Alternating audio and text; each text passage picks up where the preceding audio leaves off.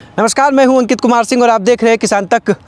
एक घास जिसको कई लोग आतंकवादी घास भी कहते हैं, टेररिस्ट ग्रास भी कहा जाता है, वो कौन सा घास है जो अब जहां पहुंचता है वहां आसपास के सभी घास चीज़ों को ख़त्म कर देता है। ये जो घास आप देख रहे हैं, एक बार फिगर देख लीजिए इसको कुछ लोग आतंकवादी घास भी कहते हैं। इसके फ़ायदे कुछ नहीं हैं, बल्कि इसके सबसे ज़्यादा नुकसान हैं। आप इस घास को देखते भी होंगे, विशेष तौर से हमारे ग्रामीण क्षेत्र के किसान इस घास से काफ़ी परेशान हैं। कुछ लोग इसे जंगलिया घास भी बोलते हैं ग्रामीण क्षेत्रों के भाषा में, लेकिन कुछ लोग इसे आतंकवादी घास भी बोला जाता है बोलचाल की भाषा में। और इसके क्या नुकसान हैं और इसको विशेष तौर से क्या नाम से जाना जाता है और इसके क्या नुकसान हो सकते हैं, वो आज हम आपको बताएंगे। और इसके लिए हमारे साथ हैं डॉक्टर दुष्यंत कुमार जी, जो कि पशु वैज्ञानिक हैं और चारा और तमाम चीज़ों को लेकर अपने कार्य करते रहते हैं। तो सर, ये क्या है, ये विशेष तौर से जो घास आप बता रहे थे? अंकित जी, ये जो है पार्थेनियम घास इसको बोलते हैं। पार्थेनियम इसका साइंटिफिक नेम है और जिसे गाजर घास भी कहते हैं। अभी हम लोग काफ़ी देर से यहाँ हैं तो हमारे हाथ में खुजली भी करने लगा। तो ये जो है सबसे इसका दुष्प्रभाव मानव पे सबसे ज़्यादा है। एलर्जी होता है, जो दमा के मरीज हैं उनको सांस फूलने लगता है और चमड़ी इससे जो है ज़्यादा देर इसके संपर्क में चमड़ी फटने लगती है। तो ये गाजर घास भी बोलते हैं इसको। ये गाजर घास जहाँ भी रहेगी सबसे ज़्यादा नुकसान उसी एरिया को कर देगी तुरंत। उस एरिया में जितने भी घासें हैं सबको देखिए समूल नाश कर देगी।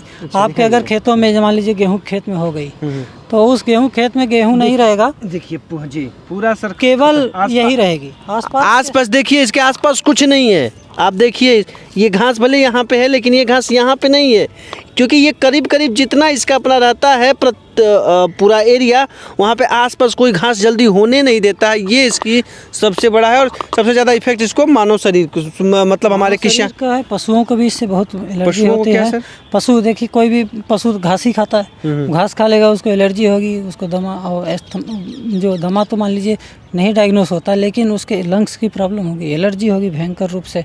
और दूसरा, जो पशु चारा हम उगाते हैं उसमें पशु चारे के खेत में अगर ये हो गई तो पशु चारा नहीं होगा, यही होगा। तो सबसे ज़्यादा नुकसान तो हमें जो फाडर लैंड है, हमारा जो क्रॉप है, वो फाडर प्रोडक्शन करते हैं, चारा उत्पादन करते हैं, उसके लिए है।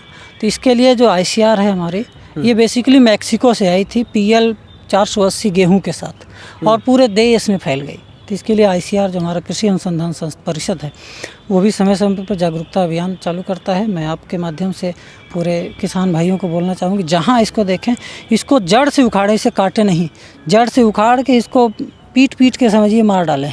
तो एक तरह से ये ऐसा ही करना है, इसको एक जगह रख दें, उसको जला दें बल्कि, क्योंकि ये बहुत नुकसानदायक घास है। इसको सुखा के, इसका अगर थोड़ा भी बीज बचा रह गया कहीं भी तो वो तुरंत उग जाएगा, सैकड़ों हजारों की संख्या में। पानी की जरूरत ना किसी चीज़ की, कुछ भी चीज़ इसको नहीं चाहिए, पानी तो अपने आप ही सोख लेगी ये। तो इसलिए इसको तुरंत समूल नाश करें। और मैं किसान तक से भी माध्यम आह्वान करूँगा, इसके लिए एक जन जागरूकता अभियान भी ये छेड़ें बिहार में, कि पार्थेनियम मुक्त बिहार, ये पार्थेनियम मुक्त भारत भी कर सकते हैं। पहले हम अपने बिहार से चालू करेंगे, फिर उसके बाद भारत तक जाएंगे निश्चित तौर पे। इसको लेकिन ख़त्म करना है देश से। ये बहुत नुकसानदायक ग्रास है, पशुओं के लिए, इंसानों के लिए, सबके लिए। हाँ, छोटे बच्चों के लिए। आतंकवादी का सर, मैं आतंकवादी ऐसे, जैसे आतंकवादी घुस गए कहीं तो किसी को छोड़ते नहीं है, तो ये घुस गया तो इसके बाद कोई नहीं बचेगा जी। तो ये समस्या है इसके साथ बहुत भयंकर रूप से, इसीलिए इसको आतंकवादी ग्रास भी नाम देते हैं। और ये समूल नाश कर देगी, जिस खेत में हो जाएगी, देखिए इधर से पूरा तक तुरंत फैल जाएगी। इसको एकदम ड्राई लैंड रहेगा, उसके बावजूद ये जो है अपना विस्तार करती रहेगी। तो कभी भी ये आतंकवादी घास आपको दिख जाए, कहीं पे भी दिख जाए, तो इसको जड़ से उखाड़िए और इसको एक जगह रखिए और आसपास के जितने घास है इससे जुड़े हुए उन सबों को उखाड़िए, एक जगह रखिए और इनको जला दीजिए। नहीं तो केवल ये फसल पे नुकसान नहीं करता है, पशु पे करता है। और आप जैसे हमारे जैसे लोगों पे वो करेंगे, जो दमा के मरीज हैं या जिनको स्किन की थोड़ी सी दिक्कत होती है, एलर्जी होती है, स्किन की एलर्जी, उनके लिए भी ये घाटे का सौदा है। और विशेष रूप से हमारे किसान भाइयों के लिए भी है, क्योंकि किसान भाई सबसे ज़्यादा इन घासों के संपर्क में रहते हैं, हमारे पशु इसके संपर्क में रहते हैं। तो कभी भी दिखे, कहीं भी दिखे, इसको तुरंत उखाड़िए और इसको तुरंत फेंकिए या जला दीजिए, क्योंकि इसे जड़ से अब हमें ख़त्म करने की ज़रूरत है।